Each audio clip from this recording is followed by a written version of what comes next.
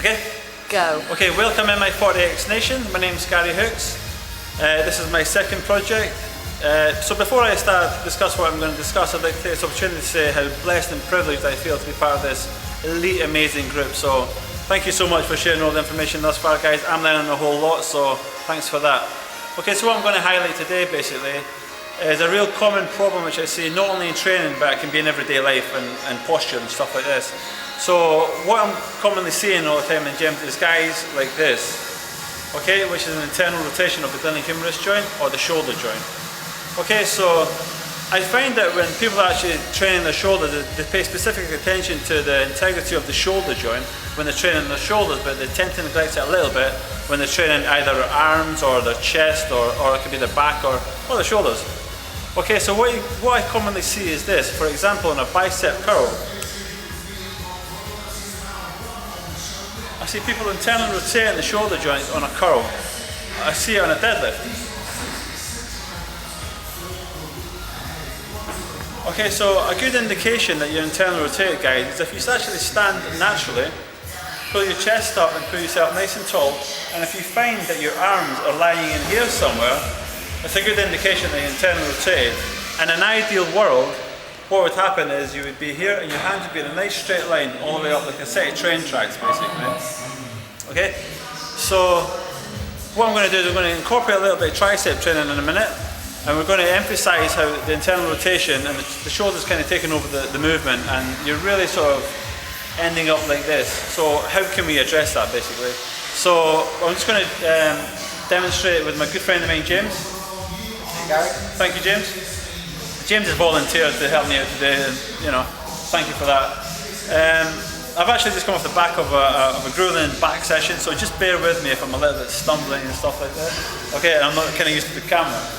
Okay, so like I just explained, what you're actually seeing is people walking around like this. It's almost like as if they were born with their hands in their pockets. Okay, but we don't want to be like that, so we're going to look at a typical exercise, real basic.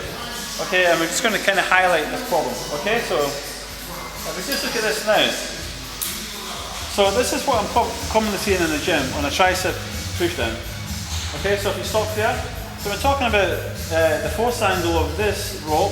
You can actually see that there's zero tension on James's tricep at the moment because the force angle is basically forcing all the way up through this joint. Okay, thank you, James. Okay, so a good thing that you can do now, guys. Okay, if you do find yourself in here, a good thing you can do is you can actually, if you stand like this, okay, we call this a supinated grip or a pronated grip. This would be a neutral grip. So we take what we call a pronated grip. So if you imagine you're doing your rows in this position, so you actually find if you do this now and you pull your scapula, you retract the scapula, you find you can actually retract it back to a certain position.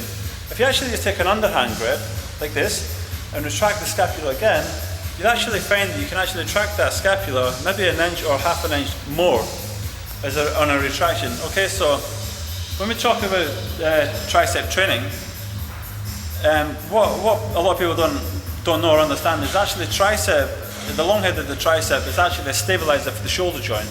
Okay, so when we're incorporating this in the tricep training, I'm going to set James up different. Okay, so come on again, James. So the first thing I'm going to ask James to do, okay, is I'm actually going to ask him to step away from the machine a little bit, okay, and then the first thing I'm going to ask him to do, second thing though, I'm going to ask him to retract the scapula. Okay, excellent, James. So you can already see that James is already shortening this long head already. Okay, and then bring the elbows down. Okay, so James just shows us 2 reps. Come at the bottom of the rep, stay there. Okay, so we can now see that the force angle of the cable is actually forcing these triceps to contract and work. Okay, so as a spotter, I'm actually going to spot James now for 5 reps. I'm just going to show you what a spotter should be doing.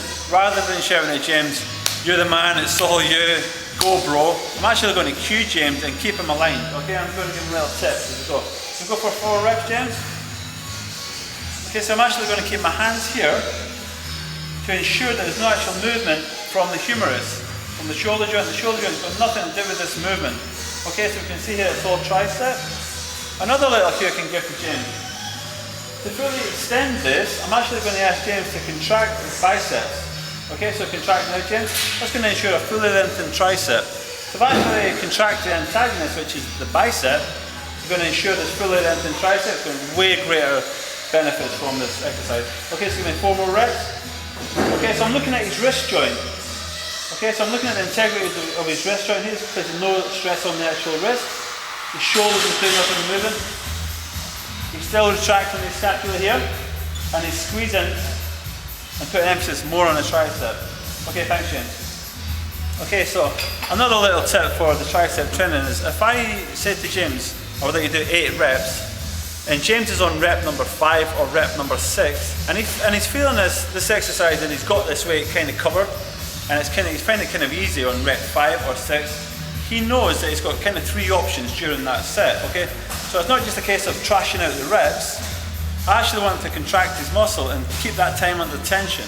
Okay, so the 3 options would be, I'd give him here, I'd give him an isometric contraction here.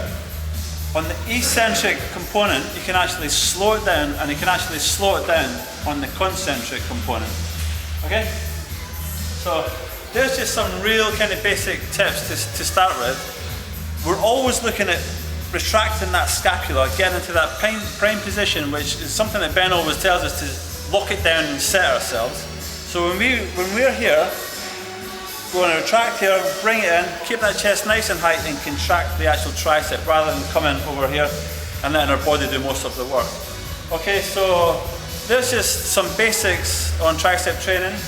Actually, when you're talking about tricep training, we're actually looking to train our triceps here, here, and up here, and all through these angles. It's an arm extender, okay, the tricep. So basically, we all know that the triceps kind of work synergistically. But if we're actually looking to emphasize either the lateral head, the medial head, or the long head, we're actually going to put our arms in different positions. We could be doing an extension, we could be doing an extension here, or we could be extending here. But the whole time we're actually retracting that scapula and then doing the exercises, okay? So we're kind of trying to isolate that tricep as much as possible. Okay, so I hope you got some good information there, guys, and some nice little cues and tips. Okay, so thanks, James, for helping me out with that. No problem, anytime, mate. Okay, cheers. And guys, feel free to offer me any sort of constructive criticism. I apologise now for my mumbling and my Scottish accent, especially for my American friends. So hopefully you can all understand what I've just been explaining. Thank you very much, MI40X, Gary Hooks. Thank you.